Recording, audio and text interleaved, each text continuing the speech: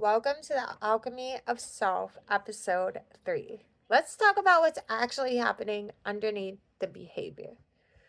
One of the most painful experiences a person can have is watching themselves become a version of themselves they thought they already outgrew.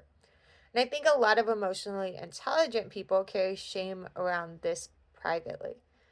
Because logically, you know better now.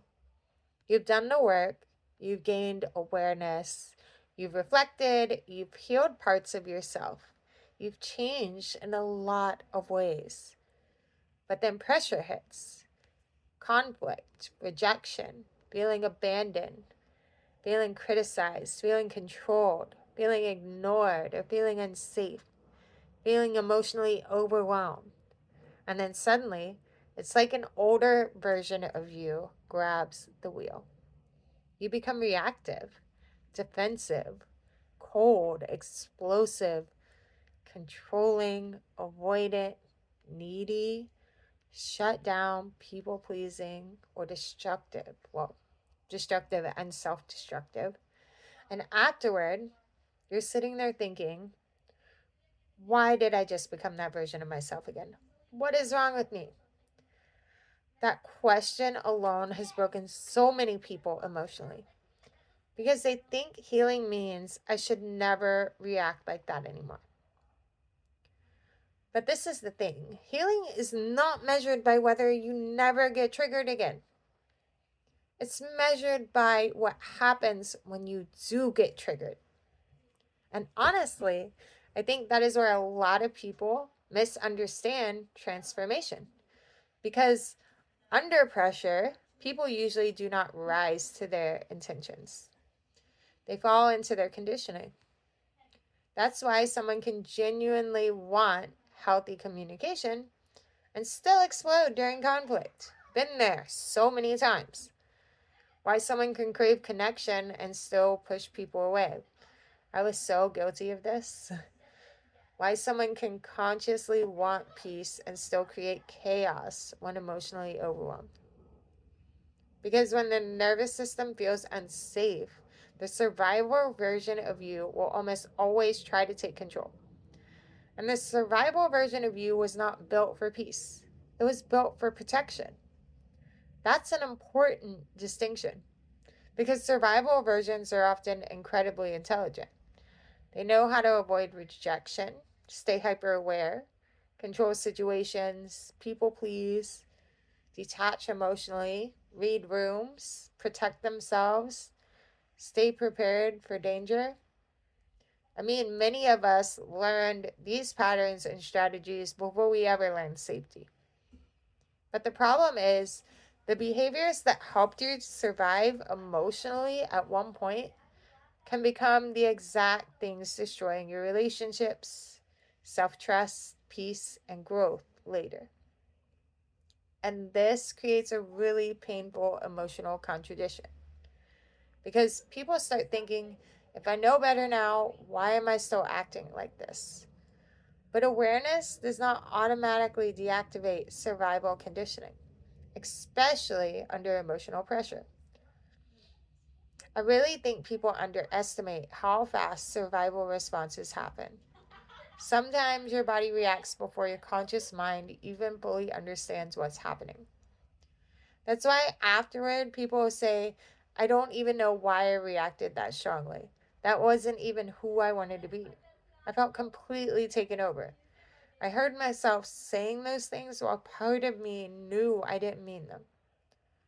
That experience terrifies a lot of people, especially the people trying hardest to grow, because it makes them question themselves. It makes them think, maybe I haven't actually changed.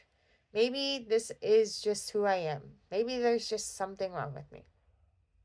But I don't think that's true. I'm living proof it's not. I think growth is often happening underneath the surface long before behavior becomes fully consistent. And this is where people accidentally sabotage themselves because they treat every emotional reaction as proof that they failed instead of information about where their nervous system still needs support, safety, awareness, and practice. That's different because shame says you're still this person, but awareness says this pattern still activates under pressure. That's a huge difference. I think some people are trying to heal their survival responses while secretly hating themselves for having them. That creates internal war because you cannot build self trust while constantly emotionally attacking yourself every single time you struggle. Now, let me be clear because this part matters too. Understanding your survival patterns does not remove responsibility. You're still responsible for your behavior, you're still responsible for repair, you're still responsible for growth. But responsibility and shame are not the same thing. A lot of people confuse those two. Responsibility says, I need to work on this. Shame says, I am this. And those create completely different nervous system experience. One creates possibility, the other creates paralysis. That's why real transformation usually does not happen through self hatred. It happens through enough awareness, safety, and honesty to interrupt the pattern before it fully takes over. And that process is not glamorous. Sometimes growth looks like catching yourself afterwards, then later catching it during, then eventually feeling the reaction rise before it fully controls you. That's huge. That is rewiring. That's capacity. And honestly, I think people overlook how powerful that actually is because social media has convinced everyone healing should look instant, perfect, linear, and aesthetically pleasing. Real transformation usually looks much, much messier than that. It looks like pausing instead of exploding, communicating instead of disappearing, staying present instead of running, crying your eyes out, repairing instead of defending, feeling instead of hiding, taking accountability without collapsing into shame. That's the real work. Not becoming emotionless, not becoming perfectly healed, becoming conscious enough to stay connected to yourself while the old version of you is trying to take over.